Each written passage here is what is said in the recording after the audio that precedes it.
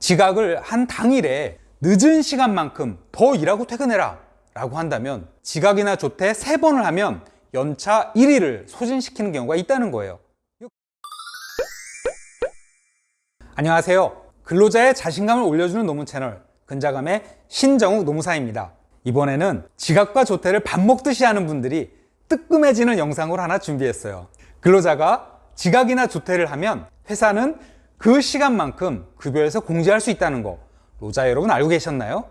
이 부분은 근로자의 동의를 얻을 필요도 없이 당연히 인정되는 사항이에요.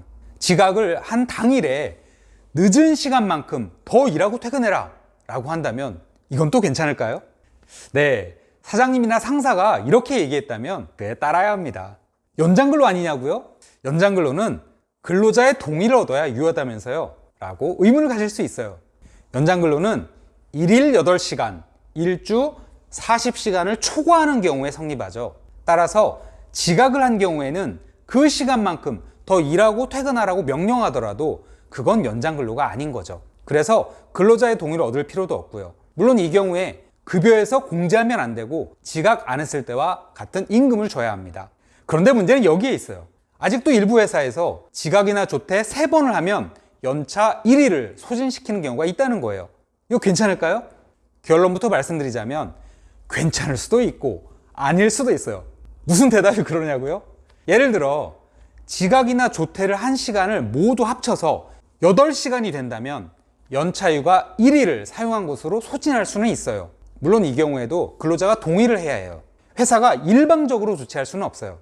연차휴가는 근로자가 신청하거나 동의하여 사용할 수 있는 법정 유급휴가니까요. 그래서 지각이나 조퇴한 시간을 합해 8시간이 되는 경우 비로소 연차휴가 1일을 사용한 것으로 처리할 수 있다는 거예요. 문제는 지각이나 조퇴 3번을 했더라도 그 시간이 미미한 경우예요. 만약 30분씩 3번 지각했다면 1시간 30분을 덜 일한 거잖아요.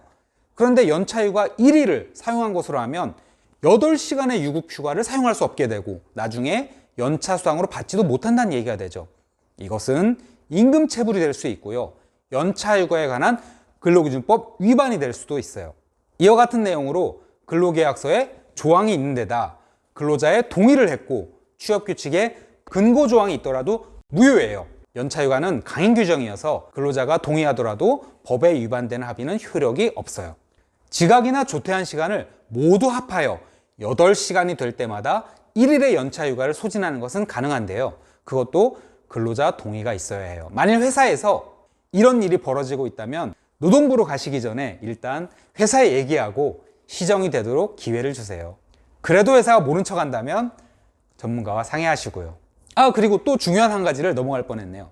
지각이나 조퇴를 했더라도 출근은 한 것이잖아요. 이것은 결근이 아니에요.